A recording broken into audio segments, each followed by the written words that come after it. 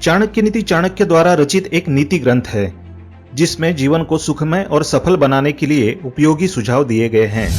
इस ग्रंथ का मुख्य विषय मानव समाज को जीवन के हर एक पहलू की व्यावहारिक शिक्षा देना है। चाणक्य एक महान ज्ञानी थे जिन्होंने अपनी नीतियों की बदौलत चंद्रगुप्त मौर्य को राजा की गद्दी पर बिठा दिया था। जानिए चाणक्य की कुछ ऐसी महत्वपूर्ण नीतियां जो आपको जीवन के किसी न किसी मोड़ पर काम आ सकती है।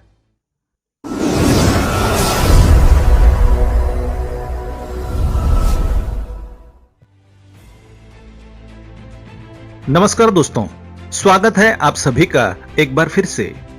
दोस्तों, अगर आप अपनी लाइफ में कुछ नया सीखना चाहते हैं तो चैनल को सब्सक्राइब जरूर करिएगा।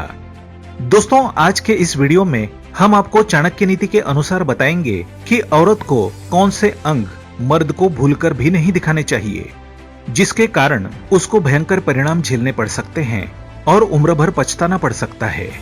बड़े से बड़े संकट आ सकते हैं उसके सामने। लेकिन दोस्तों, उससे पहले हम आपको बताना चाहेंगे कि अगर जिन महिलाओं के ये निजी अंग बड़े होते हैं वो अपने पति का जीवन स्वर्ग बना देती है और पूरे घर को माला माल कर देती है। किस प्रकार से, आइए जानते हैं इस वीडियो के माध्यम से। दोस्तों, हिंदू धर्म में स्त्रियों को देवी का दर्जा दिया गया है।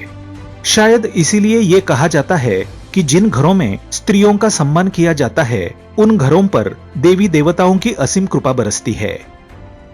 कहते हैं कि एक स्त्री ही मकान को घर बनाती है और एक कामयाब पुरुष के पीछे भी किसी स्त्री का ही हाथ होता है।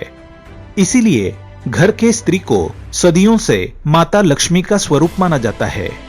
एक स्त्री अपने पति के लिए या फिर अपने परिवार के लिए लक्ष्मी के समान भाग्यशाली है या नहीं, इस बात का अंदाजा उसके शरीर के कुछ निजी अंगों से भी लगाया जा सकता है। गरुड़ पुराण, समुद्र शास्त्र और भविष्य पुराण में महिलाओं और पुरुषों के कई शुभ अंगों के बारे में बताया गया है, जिन्हें देखकर उनके वर्तमान और भविष्य के बारे में जाना जा सकता है। इसके अलावा उन अंगों की मदद से उसके भीतर छुपे रहस्य को भी जान सकते हैं। यहाँ सवाल यह है कि आखिर जिन महिलाओं के निजी अंग बड़े होते हैं वो किस तरह की होती है। तो चलिए इस सवाल का जवाब हम आपको दे देते हैं। दोस्तों, महिलाओं के निजी अंगों में छुपे हैं ये राज। दोस्तों, शास्त्रों के मुताबिक महिलाओं के निजी अंग ऐसे हैं जो अगर अपने सामान्य आकार से थोड़े बड़े दिखाई देते हैं तो ये उनके लक्ष्मी स्वरूप और भाग्यशाली होने का संकेत देते हैं। तो चलिए दोस्तों, अब हम आपको बताते हैं उन अंगों के बारे में। तो दोस्तों, वीडियो शुरू करने से पहले आपसे रिक्वेस्ट करते हैं कि वीडियो को लाइक जरूर करिएगा, दोस्तों को शेयर कर दीजिएगा और अगर आपने अभी तक चैनल को सब्सक्राइब नहीं किया है तो चैनल को सब्सक्राइब करके बेल आइकन जरूर दबाइएगा। तो दोस्तों, नंबर 1 है लंबी गर्दन। शास्त्रों के अनुसार जिन स्त्रियों की गर्दन सामान्य आकार से थोड़ी लंबी होती है तो ऐसी स्त्रियां भाग्यशाली मानी जाती है। कहा जाता है कि लंबी गर्दन वाली स्त्री सुख और ऐश्वर्य भोगने वाली होती है। दोस्तों, दूसरी बात है लंबे कान। जिन स्त्रियों के कान सामान्य से लंबे होते हैं ऐसी स्त्रियों के बारे में कहा जाता है कि वो बहुत ही भाग्यशाली होने के साथ ही लंबी आयु वाली भी होती है। दोस्तों, नंबर 3 है लंबे बाल। दोस्तों, जिन स्त्रियों के बाल लंबे होते हैं ऐसी स्त्रियां सुंदर होने के साथ साथ भाग्यशाली भी मानी जाती है। हिंदू धर्म में देवियों के बाल भी लंबे दिखाए जाते हैं क्योंकि महिलाओं के लंबे बाल शुभता और भाग्यशाली होने का संकेत देते हैं। दोस्तों, नंबर 4 है मांसयुक्त जांघ। ऐसी मान्यता है कि जिन स्त्रियों की जांघ मजबूत और मांसयुक्त होती है उन स्त्रियों को भाग्यशाली माना जाता है। दोस्तों, नंबर 5 है बड़ा सिर। दोस्तों, पुराणों के अनुसार सामान्य से बड़े सिर वाली स्त्रियां भी भाग्यशाली मानी जाती है। ऐसी स्त्रियां अपने परिवार के लिए ऐश्वर्य लाने वाली और भाग्यशाली होती है। दोस्तों, नंबर 6 है लंबे पैर।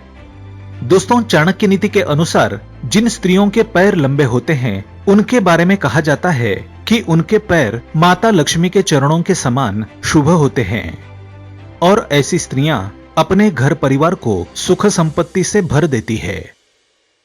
दोस्तों, नंबर 7 लंबे हाथ। जिन स्त्रियों के हाथ सामान्य से थोड़े लंबे होते हैं वो भाग्यशाली मानी जाती है। ऐसी स्त्रियां अपने पति और परिवार वालों के लिए काफी भाग्यशाली होती है और ये अपने पति के जीवन को स्वर्ग बना देती है। दोस्तों नंबर 8 है गहरी नाभि। दोस्तों जिन स्त्रियों की नाभि बड़ी और गहरी होती है ऐसी स्त्रियां धनवान और भाग्यशाली होने के साथ ही शुभता का संकेत देती है। ऐसी स्त्रियां परिवार को सुख देने के साथ साथ धन वैभव और संतान से युक्त होकर जीवन भर आनंद भोगती है। अब दोस्तों आइए जानते हैं कि मर्द को कौन सा अपना अंग औरतों को भूलकर भी नहीं दिखाना चाहिए। दोस्तों शुक्राचार्य का नाम तो आपने सुना ही होगा। राक्षसों के गुरु थे, लेकिन इतने ज्ञानी थे कि महादेव ने उनके ज्ञान से प्रसन्न होकर उन्हें देव होने का वरदान दे दिया था। शुक्राचार्य की नीति के अनुसार किसी भी पुरुष के लिए अपने अंगों का प्रदर्शन कष्टकारी होता है, खासकर महिलाओं के आगे। दोस्तों महिलाओं के आगे पुरुषों को कभी भी अपनी छाती, चेस्ट और जांघ का प्रदर्शन नहीं करना चाहिए। ऐसा करने से स्त्री के अपमान का पाप लगता है, क्योंकि पुरुषों की छाती वीरता का प्रतीक है और जांघ शत्रु को झुकाने का।